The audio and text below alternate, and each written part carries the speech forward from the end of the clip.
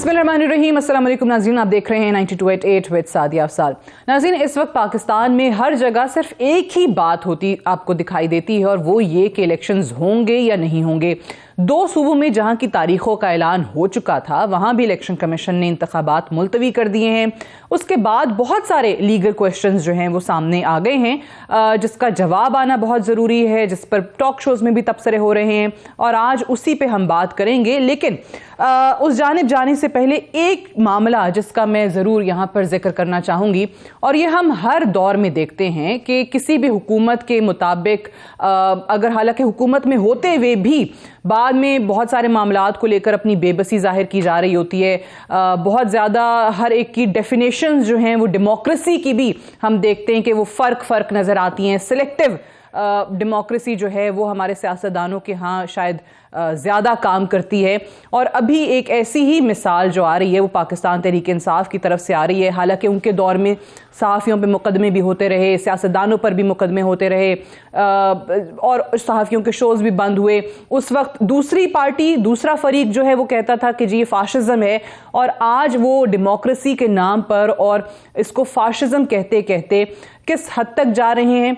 मैं इसका क्यों जिक्र कर रही हूँ, क्योंकि पिछले दिनों हमने देखा कि जो पूरा इनकी हुकूमत के खात्मे का नैरेटिव था कि जी हमें अमरीकी साजिश के ज़रिए निकाला गया, फिर एक यूएस साइफर जो है वो भी सामने आ गया, उस पर भी बड़ी बातें होती रहीं। आज जो है वही यूएस के लोग जो हैं वो उनके सपोर्ट में बयानात दे रहे हैं, चाहे वो ज़ल्मे खलीलज़ाद हों या फिर जैसे हमने पिछले दिनों क्रेग मरे का भी आपको बताया था, उनका पूरा बैकग्राउंड बताया था। ब्रैड शर्मन हो गए, उनके हवाले से भी उनके फेवर में अब जो बयानात आना शुरू हो गए।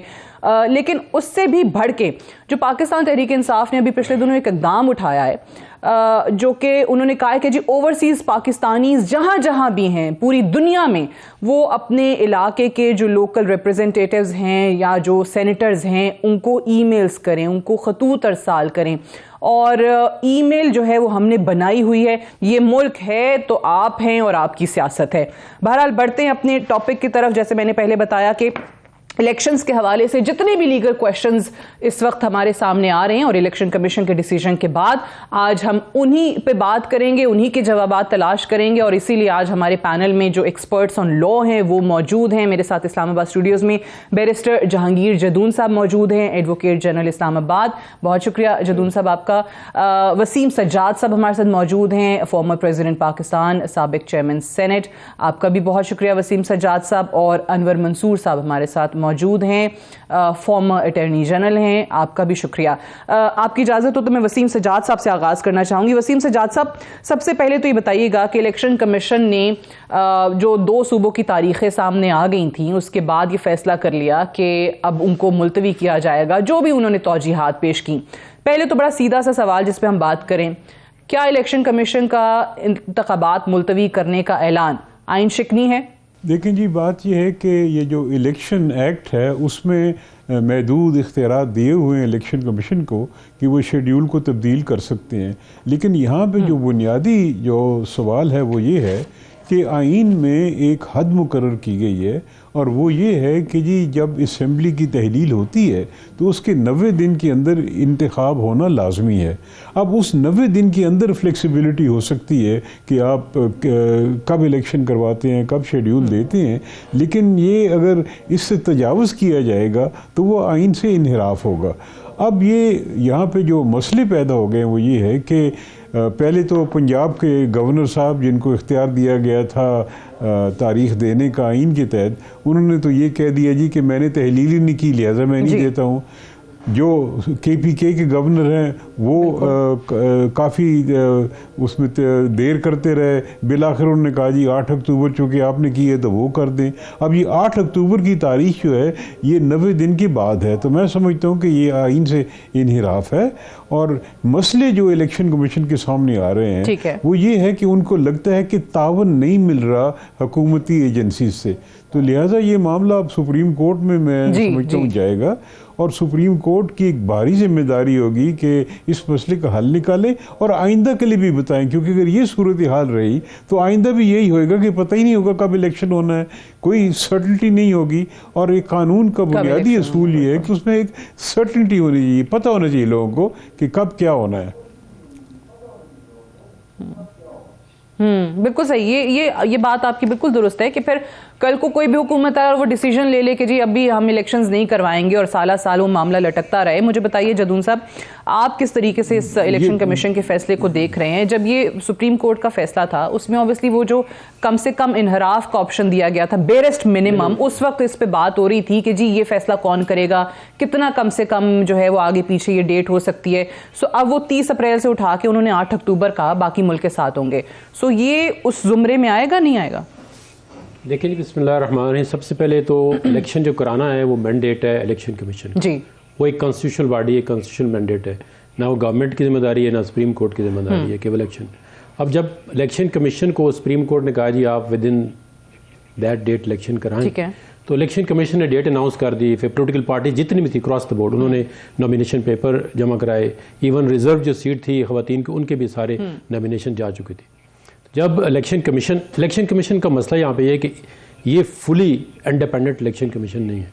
मीनिंग देयर बाई इनके अपने पास फंडिंग रिसोर्स नहीं है, इनके अपने स्टाफ नहीं है। अब लाहौर हाई कोर्ट ने कहा जी हम रिटर्निंग अफसर आपको नहीं दे सकते। या ये सिक्योरिटी का इशू होता है तो ये देखते हैं जी कि पैरामिलिट्री ट्रूप्स रेंजर कहाँ से लाएंगे, आर्मी कहाँ से लाएंगे, पुलिस कहाँ से लाएंगे। तो ये फुली इंडिपेंडेंट इलेक्शन कमीशन जो अपने आप सारी चीज़ें कर सकता है। अब बैलेट पेपर इन्होंने प्रिंट करने हैं तो प्रिंटिंग का इनके पास कोई मैकेनिज्म सिक्योर प्रिंटिंग का नहीं है, ये भी सिक्योरिटी प्रिंटिंग प्रेस से करवाते हैं। तो इन सारे मामलात को देख के इलेक्शन कमीशन ने जो रीजनिंग दी है वो कहते हैं जी कि जो मिनिस्ट्री ऑफ डिफेंस है, मिनिस्ट्री ऑफ फाइनेंस है, ये जो है हमारे जो रिसोर्सेज हैं जो हमें चाहिए एक ट्रांसपेरेंट और फेयर इलेक्शन कराने के लिए, वो ये चीज़ कि पहले सुप्रीम कोर्ट में जाके अगर बता देता इलेक्शन पहले तो इलेक्शन पहले तारीखें भी हो गई, आरओज़ भी हो गए, सब मुझे कंप्लीट करने ये मैं उधर मौजूद था सुप्रीम कोर्ट के अंदर। तो चीफ जस्टिस ऑफ पाकिस्तान ने कहा था कि आप तारीख अनाउंस करें, उसके बाद अगर आपको कोई इशू आते हैं तो आप दोबारा हमारे पास आ जाएं। ये विद इन द कोर्ट ये observation chief justice of Pakistan ने दी है कि अगर आपको आप पहले डेट तो अनाउंस करें, उनका फर्स्ट स्टेप तो लें, आप डेट अनाउंस करें, उसके बाद आप अगर कोई आपको प्रॉब्लम आता है तो देन यू कैन। बट ये जजमेंट में तो नहीं है, जजमेंट में नहीं, ये ऑब्जर्वेशन दी थी। अब इसमें 90 डेज वाला जो वसीम सजाद साहब ने इशू उठाया, अब हियरिंग के दौरान ही जस्टिस मंसूर अली शाह साहब ने इन दोनों पार्टियों को कहा है कि आप इस तरह करें, अपनी लीडरशिप से मशवरा करके आएँ, तो कोई आगे थोड़ा सा चला जाए, कोई पीछे चला जाए, कि दरमियानी राह निकाल के तो एक डेट, टेंटेटिव डेट दोनों इत्तेफाक से हमें दे दें कि किस टाइम को आप इलेक्शन करना चाहते हैं। तो फिर उन्होंने कहा जी हम कल बताएंगे। सुप्रीम कोर्ट ने कहा नहीं, आप कल न बताएं, आप हमें 1.5 या 1 घंटे का टाइम दिया कि आगे बता दें। तो वो 1.5 घंटे के बाद आए तो उन्होंने कहा जी ये अब जरदारी सब कराची में ये है वो है, बहरहाल उन्होंने कहा जी नहीं हो सकता। अब इसमें यह है कि मीनिंग देयर बाय कि 90 डेज का जो टाइम था वो सुप्रीम कोर्ट भी इस पे एग्री हो गई थी कि अब इसमें इलेक्शन मुमकिन नहीं है। तो इसको क्रॉस जो है ये आपने बड़ी इंटरेस्टिंग बात बताई कि ऑब्वियसली जो वर्डिक्ट है वो एक और बात कर रहा है कि जी इलेक्शंस की तारीख। फिर उन्होंने कहा जी हम इसमें कोई वारंट देते हैं। अब इसमें मैं आपको आगे चल के बताता हूं। मैं आती पहले अनवर मंसूर साहब का भी इस जरा मैं मौक़िफ़ शामिल कर लूं कि ये जो कह रहे हैं अनवर मंसूर साहब के सुप्रीम कोर्ट में ये बात हुई, ऑब्जर्वेशन थी जजेस की कि आप पहले तो अनाउंस करें ना, 90 डेज के अंदर अंदर आपने इंतखाबात करवाने हैं, तारीख का ऐलान कर दें, बाद में कोई इश्यूज हैं, मसाइल हैं तो बाद की बाद में देखेंगे। तो ये फिर इलेक्शन कमीशन ऑब्वियसली ये जाके सुप्रीम कोर्ट में बात करेगा। पीटीआई की तरफ से इसको चैलेंज भी कर दिया गया सुप्रीम कोर्ट में। देखिए ये जो जजमेंट आया है ये जजमेंट बड़ा क्लियर है और इसके अंदर कोई एम्बिग्विटी नहीं है। उन्होंने ये कहा है बेसिकली कि 90 दिन के अंदर कराना है, मगर चूंकि एक सर्टेन टाइम वेस्ट हो चुका था अर्लियर, तो उस पर सुप्रीम कोर्ट ने कहा कि वो जो टाइम वेस्टेड है उसकी वजह से आप थोड़ा सा आगे ले जा सकते हैं रीजनेबल पीरियड के अंदर, इसलिए कि उस वक्त तक 90 डेज का एग्जैक्ट जो है वो आप चूंकि नहीं कर सकते, तो आप थोड़ा बहुत गुंजाइश है वो 254 का जो है कि once that time has lapsed, वो इतना पीरियड था तो आगे निकल गया है वो, तो उसको कंपनसेट करने के लिए आगे ले जाते हैं, ठीक है। मगर सबसे इम्पोर्टेंट चीज़ ये है कि अगर सुप्रीम कोर्ट ने ये कहा, जो कि इसमें नहीं है जजमेंट में और ओरली अगर कहा भी है, तो इलेक्शन कमीशन के पास ये इख्तियार नहीं था कि सुप्रीम कोर्ट का वर्डिक्ट को अपने एक लेटर से नलिफाई कर दे। अगर उसको कोई प्रॉब्लम थी they should have gone to the supreme court directly और ये कहते कि ये हमारा इशू है, आप हम रिकंसिडर कर लें। मगर ये करना कि हम नहीं कराएंगे और डेट एक दे दी 8 अक्टूबर की, वो भी चूंकि बिल्कुल ही जैसे वसीम सज्जाद साहब ने कहा था, वो 8 अक्टूबर की डेट दे ही नहीं सकते थे। वो विद इन द स्पैन जो 90 डेज का था उसके अंदर मॉडिफाई कर सकते थे, मगर इतनी लंबी डेट नहीं दे सकते थे। वो सेक्शन 58 की बात कर रहे हैं वो। अब इशू सबसे इंपॉर्टेंट ये है कि election commission chooses not to go to the supreme court for a modification of the order. Supreme court में के बजाय वो जाकर सुप्रीम कोर्ट वायलेट कर देते हैं वो ऑर्डर। तो what is the effect? Violation of the judgement of the supreme court is a matter जो कि कंटेंट में जाएगा। बिल्कुल ठीक है। अब ये बड़ा इंटरेस्टिंग है कि कंटेम्प्ट वाली जो बात है वसीम सज्जाद साहब, कि इलेक्शन कमीशन ने कहा है कि हुकूमत की तरफ से या वजारतों की तरफ से जिन लोगों की जिम्मेदारी है, जो मुतल्लिका इदारे हैं, उनकी तरफ से ऑब्वियसली उनको वो कॉपरेशन नहीं मिला, वो फैसिलिटीज़ नहीं मिली जो इलेक्शंस कराने के लिए उनको चाहिए थी। अब दो बुनियादी जो वजारतें हैं, एक मिनिस्ट्री ऑफ फाइनेंस है, वो तो डार साहब ने आके पहले ही टीवी पे कह दिया था नहीं हो सकते, जो मर्जी कर लें, नहीं है हमारे पास फंड्स। तो मिनिस्ट्री ऑफ फाइनेंस और दूसरी मिनिस्ट्री ऑफ डिफेंस। अब यही मिनिस्ट्रीज का मौकफ इलेक्शन कमीशन जब सुप्रीम कोर्ट में जाके रखेगा, सो वो जो कंटेम्प्ट है, तौहीन अदालत की कार्रवाई है, वो इलेक्शन कमीशन के खिलाफ बनती है या फिर इन दो वजारतों के खिलाफ, हुकूमत के खिलाफ बनती है? ये जी जो भी सुप्रीम कोर्ट के हुक्म की खिलाफ वर्जी करते हैं उनके खिलाफ बनेगी, और ये सुप्रीम कोर्ट खुद देखेगा कि हमारे हुक्म की किसने डिसोबीडियंस की है, डिसोबे की है। तो ये जो मसला है वो ये है कि आइन के अंदर लिखा हुआ है कि तमाम जो एग्जीक्यूटिव अथॉरिटीज़ हैं पाकिस्तान की, they shall act in aid of the election commission of Pakistan. यानी ये वही अल्फाज हैं जो सुप्रीम कोर्ट के बारे में लिखे हुए हैं कि all executive and judicial authorities shall act in aid of the supreme court. तो ये एक बड़ी एक शिक है जिसके तहत तमाम जो इदारे हैं पाकिस्तान के, उनका फ़र्ज़ बनता है कि इलेक्शन कमीशन से तावन करें, उन्हें जो चीज़ ज़रूरत है वो दी जाए, नहीं तो वो अपना काम नहीं कर सकेंगे।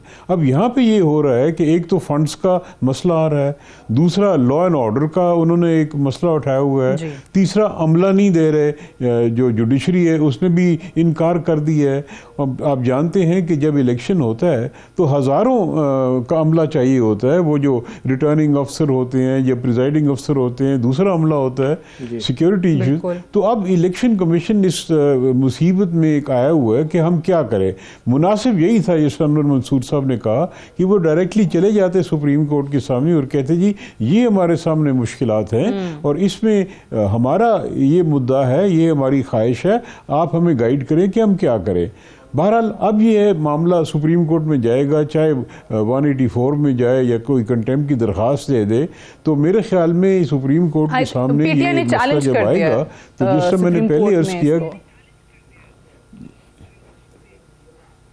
जी, सुप्रीम कोर्ट में देखें ना, या तो कोई कंटेम्प्ट की दरख्वास्त लेके जाएगा या 184(3) में चला जाएगा। बहरहाल जो भी जाएगा सुप्रीम कोर्ट यकीनन इसमें मुदाखलत करेगा, और वो ज़रूरत इसलिए भी है, जिससे मैंने पहले अर्ज़ किया जी कि आइंदा के लिए क्या होगा।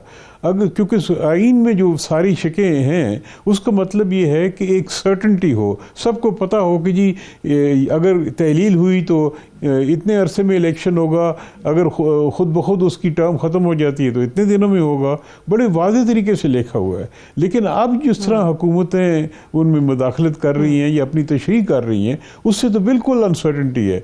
अगर इलेक्शन कमीशन का ये चीज़ मान ली जाए तो इसका मतलब है कि 6 महीने बाद भी इलेक्शन हो सकता है, 8 महीने बाद भी हो सकता है। इंटरिम गवर्नमेंट्स जो हैं जिनको नॉन इलेक्टेड होती हैं वो काम करती रहेंगी, ये तो आइन की बेसिक जो स्ट्रक्चर है उसके ख़िलाफ़ है।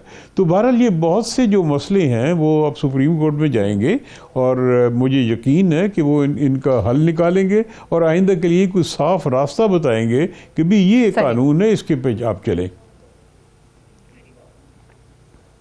आजकल तो बिल्कुल ठीक कह रहे हैं कि वो हम एक रिवाज ही देख रहे हैं बड़े अरसे से। दोनों फरीकैन जो है ना फैसले के बाद मिठाइयाँ खा रहे होते हैं, दोनों क्लेम कर रहे होते हैं कि हमारे हक में फैसला आया। यहाँ पे भी जदून साहब वो 9 मेंबर से 5 मेंबर पे आया, हुकूमत ने कहा कि नहीं ये तो मेजोरिटी ने हमारे फेवर में जो है वो डिसीजन लिया है। लेकिन देखिए हुकूमत का मैं इसलिए सवाल कर रही हूँ क्योंकि हुकूमत बहुत क्लियरली मौकफ दे। लॉ मिनिस्टर की प्रेस कॉन्फ्रेंस हुई, तमाम लोग कह रहे हैं कि जी इलेक्शन कमीशन ने काम करके बड़ा अच्छा किया है, वो इलेक्शन कमीशन को इस पर सपोर्ट कर रहे हैं, उनके साथ खड़े हुए हैं। सो इसलिए वो कंटेम्प्ट फिर इलेक्शन कमीशन पे फिर अकेले तो नहीं होगा ना जदून साहब, जो वजारतें नहीं मुआवनत कर रही हैं इलेक्शन कराने में सुप्रीम कोर्ट के हुक्म के बाद, तो फिर हुकूमत भी आती है।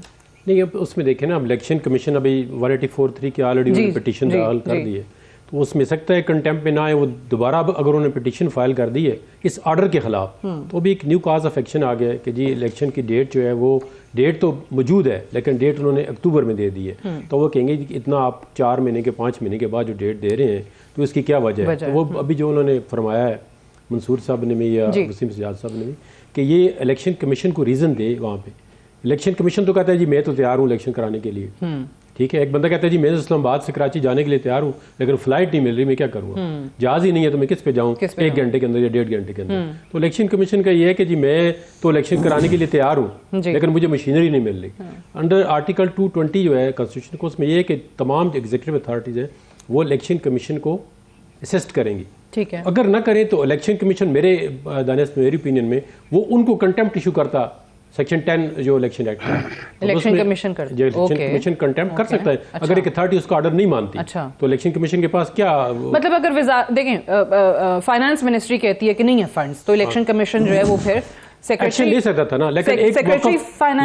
लेकिन एक मौकफ पीटीआई का ये है कि इलेक्शन कमीशन के पास कंटेम्प्ट की पावर ही नहीं है क्योंकि वो कोर्ट नहीं है। हालांकि जो सेक्शन 10 है वो जितना इलेक्शन एक्ट के अंदर जो फ्रेम हुई है सेक्शन है, ये पीटीआई इसमें पार्लियामेंट्री पार्टी के अंदर मौजूद थी, इसने सिग्नेचर किए हुए हैं कि ये जो सेक्शन 10 है ये एप्लीकेबल है और इसमें कंटेम्प्ट इलेक्शन कमीशन कर सकता है। लेकिन जो इन पे अपने कंटेम्प्ट लगी है तो अब इन्होंने इसको भी चैलेंज कर दिया कि जी इलेक्शन कमीशन जो है ये तो कोर्ट ही नहीं है, ना ये ट्रिब्यूनल है, कोर्ट है कॉन्स्टिट्यूशन के अंदर, तो ये अपनी कंटेम्प्ट की पावर किस तरह यूज कर सकता है। तो इलेक्शन कमीशन को तो इन्होंने खुद भी बेबस कर दिया है कि ना आपके पास कंटेम्प्ट की पावर है, तो फिर आप एग्जीक्यूटिव को किस तरह ऑर्डर करेंगे ये चीज़ मेरा ऑर्डर इंप्लीमेंट करो, मुझे ये मशीनरी चाहिए, वो नहीं देते तो इलेक्शन कमीशन के पास क्या पावर आ गई है। अच्छा ये आपने जी ये इसमें एक इसमें ये इशू आ रहा है कि पीटीआई ने इसको चैलेंज किया हुआ हाई कोर्ट में कि इलेक्शन कमीशन जो है उसके पास कंटेम्प्ट की पावर नहीं है। तो अगर एग्जीक्यूटिव अथॉरिटी नहीं मानती कोई इलेक्शन कमीशन की बात तो इलेक्शन कमीशन फिर क्या करेगा। क्या ये बड़ा इंटरेस्टिंग अनवर मंसूर साहब कि एग्जीक्यूटिव अथॉरिटीज जिन्होंने मुआवनत करनी है वो नहीं करेंगी, वो ही नहीं कर रही हैं, वो खुद मुख्तार इदारा रहा ही नहीं है, उसके पास कोई पावर्स ही नहीं रही हैं इलेक्शन कमीशन के पास कि आज वो वाकई में नोटिस इशू कर सकता डार साहब की वजारत को। वजीर हमारे जो हैं ख्वाजा आसिफ जो हैं वजीर दिफा, उनको उनके बयानात पे कि जी आप कैसे बात कर रहे हैं कि आप हमें फंड्स नहीं देंगे, आप कैसे बात कर रहे हैं कि आप हमें सिक्योरिटी नहीं देंगे। सो उनके पास कोई पावर्स ही नहीं रही। देखिए मैं जदू साहब की बड़ी इज्जत करता हूँ मगर शायद उनको ये शायद ना पता हो कि आज भी इलेक्शन कमीशन का मुद्दा ये है कि सेक्शन 10 की पावर है उनके पास, और बल्कि ट्यूसडे को केस लगाया हुआ है इमरान खान के ख़िलाफ़ और असद उमर के ख़िलाफ़ और फवाद के ख़िलाफ़ कंटेम्प्ट प्रोसीडिंग्स उनके ख़िलाफ़ चलाने के लिए। तो क्या ये एक इशू बनाया हुआ है इन्होंने कि पीटीआई के बंदों के ख़िलाफ़ तो आप कंटेम्प्ट की करेंगे मगर आप अगर 220 के तहत उनको कहते हैं और वो रिफ्यूज़ कर दें कि आपका ऑर्डर रिफ्यूज़ कर दें तो वो क्या कंटेम्प्ट में नहीं आता? बिल्कुल कंटेम्प्ट में आता है अगर वो समझते हैं कि कंटेम्प्ट पावर उनके पास है। वो या तो ये कहें कि कंटेम्प्ट की पावर मेरे पास नहीं है चूंकि केसेस फाइल हुए हैं मगर किसी में स्टे नहीं है। आप कहते हैं कि पावर्स हैं कंटेम्प्ट नहीं, मैं कुछ और कह रहा हूँ, मैं कह रहा हूँ इशू करने की पावर्स हैं इलेक्शन कमीशन के पास। मेरी बात सुन लें, मैं कुछ और कह रहा हूँ, मैं कह रहा हूँ कि जब तक के कोर्ट डिसाइड न कर दे उस वक्त तक वो प्रोविजन जो है वो इंटैक्ट रहता है, ये सुप्रीम कोर्ट का कहना है। तो जब तक के कोई डिसीजन नहीं आ जाए महज केस फाइल करने से वो प्रोविजन जो है वो खत्म नहीं हो जाता, प्रोविजन मौजूद है। तो अगर वो पीटीआई के खिलाफ वो एक्शन ले रहे हैं तो वही एक्शन फाइनेंस मिनिस्टर के खिलाफ क्यों नहीं लेते, इंटीरियर मिनिस्टर के खिलाफ क्यों नहीं लेते, डिफेंस मिनिस्टर के खिलाफ क्यों नहीं लेते, एंड ओवरऑल बिकॉज ये डिसीजन कैबिनेट के हैं तो प्राइम मिनिस्टर के खिलाफ क्यों नहीं लेते। All these have to be taken care of, because अगर वो ये अगर या तो वो इलेक्शन कमीशन ये कह दे कि मेरे पास पावर नहीं है कंटेम्प्ट की, तो फिर ठीक है, बात समझ में आती है। मगर ऑन द वन हैंड वो कहते हैं मेरे पास पावर है और कंटिन्यू करूंगा मैं इस पावर से, ऑन द अदर हैंड जैसे कि उनके खिलाफ हम नहीं करेंगे 220 में। और दूसरा सबसे इंपॉर्टेंट चीज ये है कि जैसे मैंने अभी कहा कि उन्होंने खुद कंटेम्प्ट कर दी है सुप्रीम कोर्ट के ऑर्डर की, अपना एक ऑर्डर निकाल के which violates the order supreme court. तो ये तो this is a very serious effect. Okay, ठीक है, चलें। ये मैं इस पे मुझे ब्रेक के लिए कहा जा रहा है, लेकिन जदून साहब भी कहना चाह रहे हैं, वसीम सजाद साहब की तरफ भी ब्रेक से वापस आके ये सवाल लेके जाऊंगी कि ये दो चीज़ें आ गई। वो कह रहे हैं कि जी आप पीटीआई के लोगों के खिलाफ जो है वो कंटेम्प्ट के नोटिस इशू कर रहे हैं, तो फिर आप यहाँ पे क्यों नहीं कर सकते थे? पावर्स या तो आप कहें कि हमारे पास नहीं है या हैं कंटेम्प्ट के नोटिस इस तरीके से इशू करने के लिए। और अनवर मंसूर साहब तो कह रहे हैं कि इन वजारतों से हट के वो सीधा वजीर आजम को भी कंटेम्प्ट में जो है वो नोटिस जारी कर सकते थे। मुझे एक ब्रेक लेने दीजिए, ब्रेक से वापस आएंगे, डिस्कशन को हम यहीं से आगे बढ़ाएंगे। Stay tuned.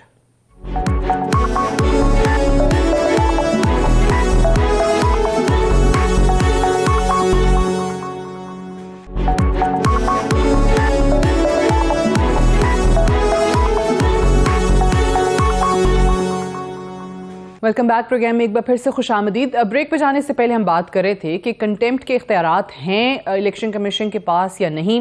अनवर मंसूर साहब का नुक्ता ये था कि जब ये पीटीआई के लोगों को तौहीन के नोटिस जारी करते हैं, कंटेम्प्ट के नोटिस जारी करते हैं, तो फिर यहाँ इस केस में कार्रवाई क्यों नहीं की?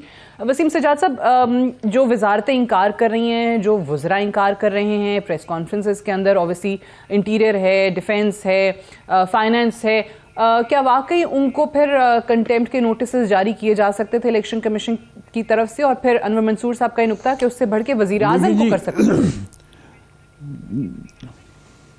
देखिए जी, कानून में, ये आइन में नहीं है लेकिन कानून जो है इलेक्शन एक्ट, उसमें इलेक्शन कमीशन को कंटेम्प्ट के इख्तियारात दिए गए हैं और अभी तक किसी अदालत ने ये नहीं कहा कि ये अल्ट्रा वायरीज है कॉन्स्टिट्यूशन के, तो अभी तक वो कायम है। तो इख्तियारात हैं उनको, लेकिन मौजूदा हालात में जबकि वक्त कम है, बेहतर लाएअमल ये होगा कि इस मामले को सुप्रीम कोर्ट में ले जाया जाए। उसकी वजह ये है कि अगर ये कंटेम्प्ट के इख्तियारात इस्तेमाल करते हुए इलेक्शन कमीशन नोटिस जारी करती है तो उसके सामने जो एतराज़ होंगे वो यही होंगे कि ये आपको इख्तियार नहीं, ये तो कॉन्स्टिट्यूशन की तशरीह का मामला है, ये तो सुप्रीम कोर्ट की ऑर्डर की तशरीह का मामला है, आप कोर्ट ऑफ लॉ नहीं है, वो फैसला करेंगे, उसके खिलाफ हाई कोर्ट में रिट हो सकती है। तो लिहाजा यहाँ पे ये मामला उलझ जाएगा। बेहतर ये है क्योंकि वक्त कम है, इस मामले को बराह रास्त सुप्रीम कोर्ट में ले जाया जाए, वहाँ आइन की तशरीह भी हो सकती है, सुप्रीम कोर्ट अपने ऑर्डर को देख के उसको भी एक्सप्लेन कर सकती है। ये भी सवाल कि भी 90 दिन की लिमिट है, किस हद तक उससे तजावज़ किया जा सकता है और इलेक्शन कमीशन के इख्तियार क्या है, तो यहाँ पे मामला लटक जाएगा। बेहतर ये है कि सुप्रीम कोर्ट ले जाके इस मामले का एक हतमी फैसला कराया जाए। ये पाकिस्तान की आइंदा के लिए भी एक तरीक़ाकार समझ आ जाएगी। फिलहाल तो टोटल कन्फ्यूजन है, कुछ समझ नहीं आती कि इलेक्शन की डेट किसने देनी है, वक्त क्या है, ये बिल्कुल एक अजीब सी सिचुएशन बनी हुई है। बिल्कुल। अच्छा जदून साहब, कंटेम्प्ट के हवाले से आप भी ऐड करना चाह रहे थे, साथ दूसरा सवाल भी ले लीजिए कि ये जो भी बात है कि पहले एक सूबे की तो डेट इलेक्शन कमीशन ने दे दी, वो गवर्नर से मुशावरत हो गई, दूसरे का कहा गया कि प्रेसिडेंट से मुशावरत के बाद वो कर दें। सो यहाँ पे ये भी बात कल से चल रही है कि इस केस में तो प्रेसिडेंट से मुशावरत की नहीं इलेक्शन कमीशन ने कि अगर आप आगे भी कर रहे थे, मुलतवी भी कर रहे थे, तो फिर वहाँ पर भी मुशावरत होनी चाहिए थी सदर साहब से या नहीं? वो देखिए, उन्होंने अपनी जो सेक्शन 58 ऑफ इलेक्शन एक्ट 2017 है और सेक्शन 8 सब सेक्शन C जो है इलेक्शन एक्ट का, उनका वो सारा लिया है कि वो एक तो उन्होंने ये कहा जी हमने ये भी मेक श्योर करना है कि इलेक्शन फेयर एंड ट्रांसपेरेंट हो, और आर्टिकल 218 सब आर्टिकल जो 3 है उसकी जो पैरामीटर्स है उनके मुताबिक इलेक्शन हो। तो इलेक्शन कमीशन ये समझता है कि अगर मुझे ये सपोर्ट नहीं मिलती तो फिर मैं फेयर इलेक्शन नहीं करा सकता। ये इलेक्शन कमीशन का जो ऑर्डर है या उसके जो उन्होंने ऑर्डर रीजनिंग दी है, ठीक है, what ever the reason is, अब ये सुप्रीम कोर्ट में ऑलरेडी मामला जा चुका है 184(3) के, आज सुना है कि पिटिशन उन्होंने फाइल कर दिया।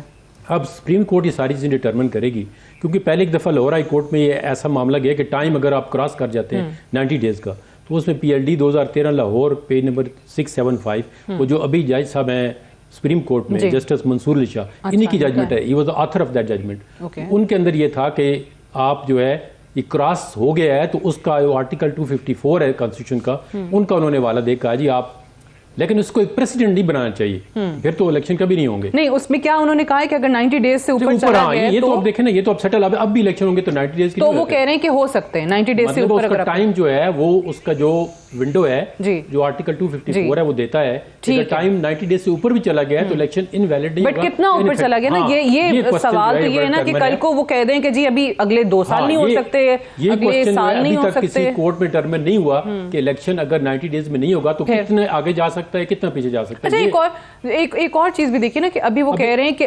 पैसे नहीं है। एक ऐड करता हूं पॉलिटिकल पॉइंट। अब उसमें ये कि इलेक्शन, ये कॉन्स्टिट्यूशन की ये भी प्रोविजन है कि इलेक्शन जो है हमारे पाकिस्तान के अंदर केयर टेकर गवर्नमेंट कराएगी। अगर प्रोविंशियल असेंबली के इलेक्शन अभी हो जाते हैं पंजाब असेंबली के और KPK के, तो फिर एक सर्कल जो है वो टूट जाएगा। फिर जब भी गवर्नमेंट आएगी तो किसी की गवर्नमेंट आती है तो वो केयर टेकर नहीं होगी, क्योंकि इनकी ड्यूरेशन जो है प्रोविंशियल असेंबली की फिर नेशनल असेंबली के साथ मीटिंग करेगी और बलूचिस्तान और सिंध असेंबली ये ऑब्वियसली बड़े दिनों सेक्शन 69 ऑफ इलेक्शन एक्ट है, उसमें लिखा हो कि 1 डे पोल होगा नेशनल और प्रोविंशियल असेंबली। ये तो है ऑब्वियसली कि फिर पूरे मुल्क में ये कहा जाता है कि एक साथ इलेक्शन कभी भी नहीं हो पाएंगे, जो है वो ज्यादा बढ़ रहा है, तो इसमें बेहतर है सुप्रीम कोर्ट ये डिटरमिन करे कि जी आप इस तरह किस तरह इंश्योर करेंगे कि केयर टेकर गवर्नमेंट होगी। अब अगर प्रोविंशियल असेंबली पंजाब के इलेक्शन अभी हो जाते हैं 2 महीने के बाद होते हैं, तो जब नेक्स्ट इलेक्शन होगा नेशनल 5 ईयर के बाद जो टर्म पूरी होगी, उस वक्त तो किसी गवर्नमेंट होगी ना PTI की या PMLN की या PDM की, किसकी भी गवर्नमेंट होगी, तो फिर वो आगे इलेक्शन को किस तरह एक्सेप्ट करेंगे। असल बात यह है कि इलेक्शन को एक्सेप्ट करना।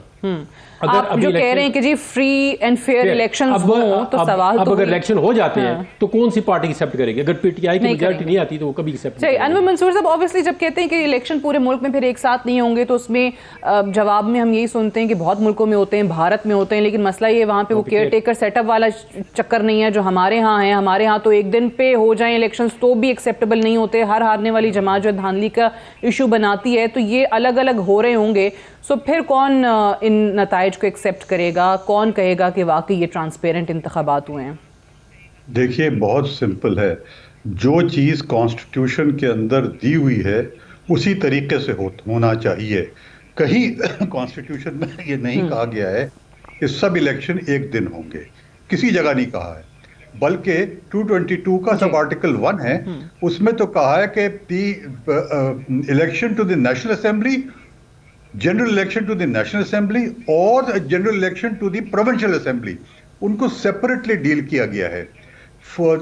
सब आर्टिकल 2 के अंदर उन्होंने ये कहता है कि टू द प्रोविंशियल असेंबली अलग है, बिल्कुल नेशनल असेंबली का बिल्कुल सेपरेट है।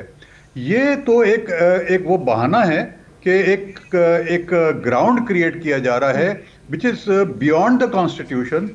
और इसके अंदर सबसे इंपॉर्टेंट चीज जो हमें देखने की है कि जो अभी बात की थी 254 की, आर्टिकल 254 की, जस्टिस मंसूर का जजमेंट, यस, अगर एक चीज हो जाए, कंप्लीट हो जाए और वो डिले हो रही हो किसी वजह से, जैसे कि बेनजीर भुट्टो वाला जो इंसिडेंस था, इलेक्शन नहीं कर सके, वो थोड़ा सा आगे किया गया, वो इंसिडेंस था जिसकी वजह से वो आगे कर दिया गया, तो वो 254 में कवर हो सकता है, यस।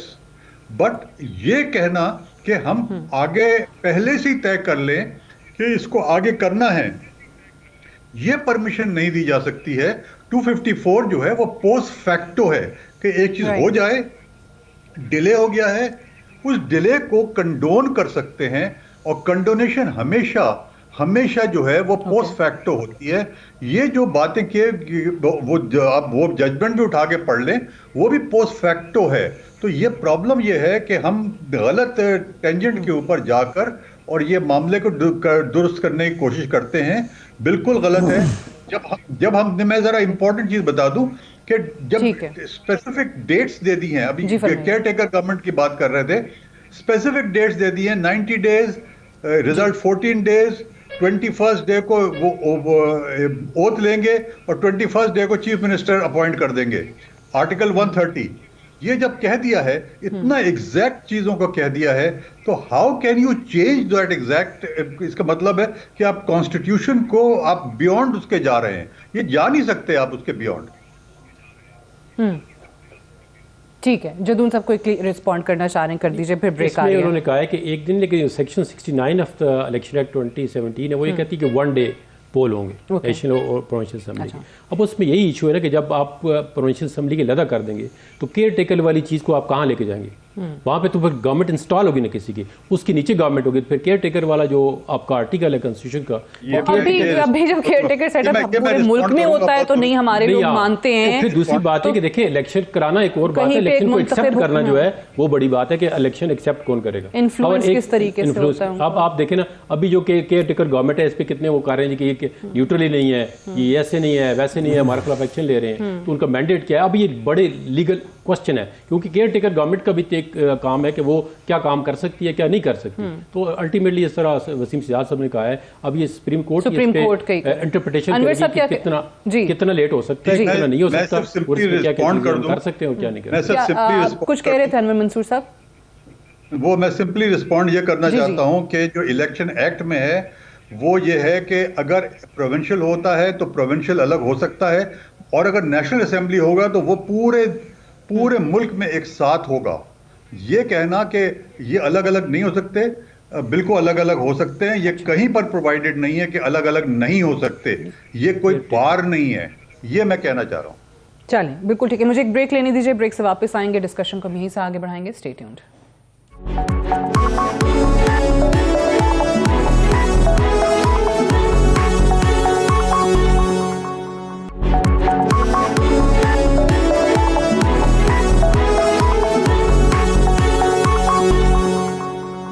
वेलकम बैक प्रोग्राम में एक बार फिर से खुशामदीद। हम बात कर रहे हैं इलेक्शन कमीशन के उस फैसले की जिसमें इंतखाबात मुलतवी किए हैं पंजाब के, और उसके बाद हम देख रहे हैं केपीके के गवर्नर ने भी इलेक्शन कमीशन को यही खत लिखा है, यही इस्तदा की है कि उनके सूबे के भी इलेक्शंस 8 अक्टूबर को ही हों। वसीम सज्जाद साहब, अब इस फैसले के बाद एक खत सदर साहब की तरफ से भी लिखा गया वजीर आजम को। आप उस ओहदे पर रहे हैं, प्रेसिडेंट साहब के हवाले से ऑब्वियसली जो खबरें हैं, कोई उनको कहता है कि जी पीटीआई के कारकुन की तरह से बिहेव कर रहे हैं, वो तो एक पहले खत था इलेक्शन कमीशन को जिसमें उन्होंने मुशावरत के लिए कहा था। ये वाला खत क्या उनको इलेक्शन कमीशन ऑफ पाकिस्तान को लिखना चाहिए था, या जिस तरीके से उन्होंने प्राइम मिनिस्टर साहब को लिखा है और मुतनब्बे किया है कि तौहीन अदालत की कार्रवाई भी हो सकती है और वो अहकामात जारी करें मुतल्लिका ऑफिशल्स को कि वो इस ज़मन में इंतखाबात करवाएं? उनका तासुर ये है कि ये जो तब्दीली की जा रही है वो हुकूमत के ताउन चूँकि नहीं है इसलिए की जा रही है, तो इसलिए उन्होंने ये ख़त लिखा है। और इसका ख़त का मतलब ये है कि एक तो पब्लिक में अवेयरनेस हो, और दूसरा मेरे ख्याल में अदालत को भी सारे वाक़यात जो हैं वो इस तरह समझ आ जाए। दो चीज़ें जो सामने आई हैं जो उसमें मैं थोड़ा सा बात करना चाहूँगा।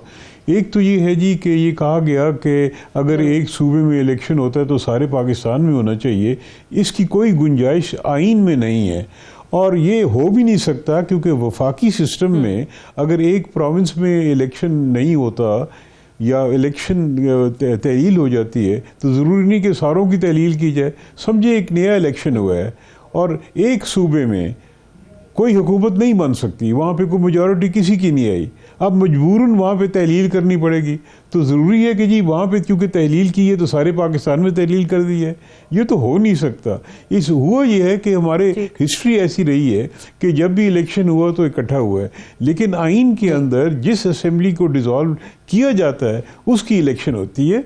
और दूसरा ये है कि जी केयर टेकर तो उस सूबे में बनाना पड़ता है जहाँ इलेक्शन हो रही है, और बाकी जो जिम्मेदारी है कि उसको फेयर होना चाहिए वो इलेक्शन कमीशन के इख्तियार आता है। वो सेंटर को भी कह सकते हैं कि जी आप ये काम ना करें, उन पर रिस्ट्रिक्शन भी लगा सकते हैं, सूबे में भी रिस्ट्रिक्शन लगा सकते हैं, पोस्टिंग एंड ट्रांसफ़र पे भी रिस्ट्रिक्शन लगा सकते हैं, अहकामात भी जारी कर सकते हैं। तो फेयर एंड फेयर इलेक्शन कराना इलेक्शन कमीशन की जिम्मेदारी होती है।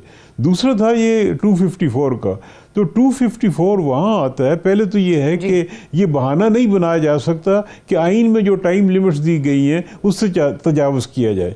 टाइम लिमिट्स जो है उसका मतलब ये है कि उसके मुताबिक चलना है। अगर कोई मजबूरी हो गई है, कोई ऐसा जंग हो गई है, कोई ऐसे हालात हो गए हैं कि वो टाइम लिमिट पूरी नहीं कर सके, तो उसके लिए गुंजाइश रखी गई है आइन में कि जी अगर उसके बाद भी आप करेंगे तो वो वैलिड होगा। इसका ये मतलब नहीं है कि आप 254 का सहारा लेके जो भी टाइम लिमिट्स हैं उसको तजावुज़ करेंगे जी, इसका मतलब ही कोई नहीं। जब 90 डेज लिखा हुआ है तो उसका एक मकसद है, या कहीं अगर 20 दिन लिखा हुआ है या 21 दिन लिखा हुआ है या 14 दिन लिखा हुआ है तो एक कॉन्शियस वहाँ पे डिसीजन है कि ये इस वक्त में होगा। मजबूरी हो गई तो फिर आप उसको कंडोन कर सकते हैं। तो ये मेरे ख्याल में ज़हन में रखना चाहिए। इंडिया में कई दफ़ा होता है कि जी एक सूबे में इलेक्शन हो रहा है, बाकियों में नहीं होता जी। तो ये केयर टेकर जो सेटअप है ये भी पाकिस्तान में एक चीज़ है कि बाकी ममालिक में नहीं है, इंग्लिस्तान में नहीं है, हिंदुस्तान में नहीं है, और हमारे भी पहले नहीं था। ये तो बाद में केयर टेकर सेटअप आइन में लाई गई है, पहले नहीं था ये जी। और ऑब्वियसली इश्यूज भी उस वजह से बहुत ज़्यादा हो रहे हैं। अभी जिस तरह जदून साहब भी कह रहे थे कि पंजाब के हुकूमत के हवाले से भी हम काफ़ी चीज़ें सुन रहे हैं, और आगे भी अभी नहीं लगता कि कोई मुस्तकबिल करीब में हम इस चीज़ से निकल सकेंगे। जदून साहब, ऑब्वियसली ये जो दो रीज़न्स इन्होंने इकट्ठे किए हैं कि जी एक तो सिक्योरिटी है और एक पैसे नहीं है, फंड्स नहीं है, तारीख उठा के दे दी उन्होंने 8 अक्टूबर की। अब इस बात की क्या गारंटी है? सुप्रीम कोर्ट ये पूछ तो सकता है ना कि आप 8 अक्टूबर को कह रहे हैं, तो क्या आपके पास ऐसी एश्योरेंसेज हैं कि 8 अक्टूबर को सिक्योरिटी भी मिल जाएगी आपको, मुल्क में अमन व अमान के मसाइल भी कोई नहीं होंगे, और यहाँ पैसे भी आ जाएंगे, मौशी हालात भी बेहतर हो जाएंगे? तो 8 अक्टूबर का उनको यकीन है? यानी ये बात आपकी बड़ी वैलिड है और ये बड़ा वैलिड क्वेश्चन है कि ये अगर देखो ना इलेक्शन कमीशन को रीजनिंग देता है तो वो रीजनिंग पब्लिक इंटरेस्ट में होनी चाहिए और सॉलिड रीजन हो। बाना देखो को बना कर इलेक्शन को डिले करता है तो गलत है। अगर वो ये सॉलिड रीजन देता है कि हमारे पास जो पैरामिलिट्री फोर्सेज हैं, मिसाल के तौर पर सेक्रेटरी डिफेंस उनके साथ तावन नहीं करते, या मिलिट्री कहती है जो हमारे पास जो बॉर्डर पे सिपाही काम कर रहा है हम उसको स्पेयर नहीं कर सकते, तो इसके लिए फिर ये चीज़ें सारी सुप्रीम कोर्ट के अंदर रखेगा इलेक्शन कमीशन। तो फिर सुप्रीम कोर्ट इस पे कोई जो भी डिसीजन होगा कोई रिजनेबल टाइम के जी हो सकता है वो सेक्रेटरी डिफेंस को बुला के पूछ लें कि आप भाई बताएं कि आप अगर आज नहीं दे सकते 2 महीने के बाद आप स्पेयर कर सकते हैं बंदे। तो ये डेफिनेटली इसमें ये बहाना नहीं बना के इलेक्शन को डिले नहीं करना चाहिए। इलेक्शन को डिले अगर ज़्यादा करेंगे तो इससे और मसाइल पैदा होंगे। पहले इलेक्शन को एक्सेप्ट नहीं कर रहे, अगर इलेक्शन इस तरह डिले होते जाएंगे, ये बात बिल्कुल ठीक है। अगर 8 अक्टूबर की उन्होंने डेट दी है तो क्या या तो उनको फिर इन्हीं दोनों वजारतों से तारीख मिली है कि भाई 8 अक्टूबर को हम दे देंगे आपको हमारे सूरत में हम लॉ एंड सिचुएशन ठीक होगी, हम ना भी ठीक हुई तो आपको सपोर्ट करेंगे, फंड भी अवेलेबल होंगे, तो फिर ठीक है सुप्रीम कोर्ट डिसाइड करती है जी अगर 2-4 महीने का इसमें अगर गैप आता है और इलेक्शन इकट्ठे भी हो जाते हैं नेशनल असेंबली के प्रोविंशियल असेंबली के, तो फिर सुप्रीम कोर्ट में ये भी डिसीजन दे सकती है। अब लेट्स सी कि अगर उन्होंने कॉन्स्टिट्यूशन पिटीशन 184(3) की कर दी है तो अब चूंकि मैटर सब जुडिस हो जाएगा तो फिर हम सारे बाउंड है सुप्रीम कोर्ट का जो भी डिसीजन देगा। सही। अनवर मंसूर साहब, एक और चीज़, हम ऑब्वियसली जो आने वाले दिनों में इलेक्शंस के करीब जो केयर टेकर गवर्नमेंट बाकी सूबों में या पूरे मुल्क में बनेंगी उनकी बात करें, लेकिन जो 2 मौजूदा केयर टेकर हुकूमतें इस वक्त हैं पंजाब के अंदर और KPK के अंदर, ये जिस तरीके से इलेक्शन डिले करने का फैसला किया गया है, ये 90 रोज़ के बाद इन हुकूमतों का क्या स्टेटस होगा? निगरान हुकूमतें KPK में और पंजाब में ये कहाँ स्टैंड करती हैं 90 दिन के बाद? जी टेक्निकली तो ये सिर्फ आई हैं for a period of 121 days, that is all. ये बिकॉज कॉन्स्टिट्यूशन के अंदर आप ऐड कर लें 19, 14 एंड 21 जो भी फिगर बनता है ये उसके पीरियड के लिए आई हैं। दे कैन नॉट कंटिन्यू, इसलिए कि बड़ा लिमिटेड स्कोप है। एक ये जो निगरान हुकूमत जिसको कहते हैं उनका बड़ा लिमिटेड स्कोप है। प्रोविंस को रन करना है, अगर फर्ज करें कि डिले हो रहा है और प्रोविंस को रन करना है, उसमें वो क्या कहते हैं बजट नहीं दे सकती हैं, वो चीज़ें जो प्रोजेक्ट्स होते हैं उनको नहीं कर सकती हैं। वो सिर्फ और सिर्फ during the period of election वो मॉनिटर कर सकती हैं इलेक्शन को, मगर इलेक्शन कराना का काम जो है और उसका जो वो है वो एक्सक्लूसिवली इलेक्शन कमीशन के पास है। तो बाकी जितने काम हैं जो basic day to day work है वो कर सकते हैं, बियॉन्ड दैट नहीं। तो इसका मतलब ये है कि अगर इलेक्शन किसी वजह से इतना डिले होते हैं तो they have to bring back the original elected government, because democracy का जो बड़ा बेसिक अच्छा। उसूल है, डेमोक्रेसी का जो बड़ा बेसिक उसूल ओके, है। So you are saying that these caretaker governments then have to go, और पुरानी जो हुकूमतें सियासी जमातों की उनको लाना पड़ेगा अगर ये इलेक्शन डिले होता है। उसकी वजह यह है, देखिए इलेक्शन नहीं कर रहे हैं तो जो पिछले इलेक्टेड बॉडी है उसको they have to come back, because democracy का उसूल तो इलेक्ट फ्रेंचाइज के ऊपर है। अच्छा, तो जो इलेक्टेड बॉडी है वो आएगी, बिकॉज अगर इलेक्शन नहीं करा रही है तो फिर then what happens. One liner Jadoon साहब अगर कहना चाह रहे हैं कुछ, क्योंकि टाइम मेरे पास थोड़ा रह गया है। ये देखिए ये अब एक मतलब बहस चल निकली है कि वो गवर्नमेंट आएंगे, वो ये कह रहे थे कि आप डिसॉल्व क्यों कर रहे हैं, क्योंकि लोगों ने आपको 5 साल के लिए इलेक्ट किया, दो आपके पास मसला यही ना, ये हुकूमत अब जून में बजट है, केपीके की भी नहीं दे सकती और ये भी नहीं दे सकते पंजाब में। इशू आएगा सुप्रीम कोर्ट में और ये सुप्रीम कोर्ट ही डिसाइड करेगी क्या ये जो केयरटेकर गवर्नमेंट है ये कंटिन्यू कर सकती है या नहीं कर सकती, क्योंकि केयरटेकर गवर्नमेंट का कॉन्सेप्ट जो है वही है कि डे टू डे फंक्शन करे, उस पे already supreme court. Unfortunately I have run out of time, I have to wind up है। बहुत शुक्रिया जहांगीर जदून साहब, अनवर मंसूर साहब और वसीम सज्जाद साहब प्रोग्राम में ज्वाइन करने के लिए। That's all for tonight, I will see you tomorrow इंशाल्लाह। इजाजत दीजिए, खुदा हाफिज।